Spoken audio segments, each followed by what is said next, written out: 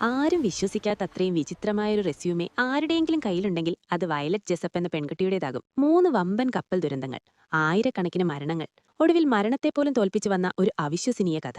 1911 Olympic എന്ന കപ്പൽ തകർന്നെങ്കിലും violet അത്ഭുതകരമായി രക്ഷപ്പെട്ടു. പിന്നീട് അവൾ ജോലിക്ക് കയറിയത് ആർക്കും മുക്കാനാവില്ലെന്ന് കരുതിയ ടൈറ്റാനിക്കിലാണ്. 1912 ഏപ്രിൽ 14 രാത്രി കപ്പൽ മഞ്ഞുമലയിൽ ഇടിക്കുമ്പോൾ വയലറ്റ് തന്റെ ക്യാബിനിലായിരുന്നു. പരിഭ്രാന്തരായ യാത്രക്കാരെ സഹായിക്കാൻ ഡെക്കിലേക്ക് ഓടിയ അവൾ ഒരു ലൈഫ് ബോട്ടിലേക്ക് ചാടുമ്പോൾ ഒരു ഓഫീസർ അവളുടെ കൈകളിലേക്ക് ഒരു കുഞ്ഞിനെ എറിഞ്ഞുകൊടുത്തു. ആ കുഞ്ഞിനെ നെഞ്ചോട് ചേർത്ത് പിടിച്ച് കടലിന്റെ ആഴങ്ങളിലേക്ക് ടൈറ്റാനിക് മറയുന്നത് നോക്കി നിൽക്കാനേ അവൾക്കായുള്ളൂ. 4 വർഷത്തിനു ശേഷം ബ്രിട്ടാനിക് എന്ന കപ്പലിൽ നഴ്സായി ജോലി ചെയ്യുമ്പോൾ വീണ്ടും വിധി അവളെ തേടിയെത്തി. കപ്പൽ തകർന്നു മുങ്ങുമ്പോൾ വെള്ളത്തിലേക്ക് ചാടിയ വയലറ്റ് മെത്താല കപ്പലിന്റെ ഭീമാകാരമായ പ്രൊപ്പല്ലറിലിടിച്ചു.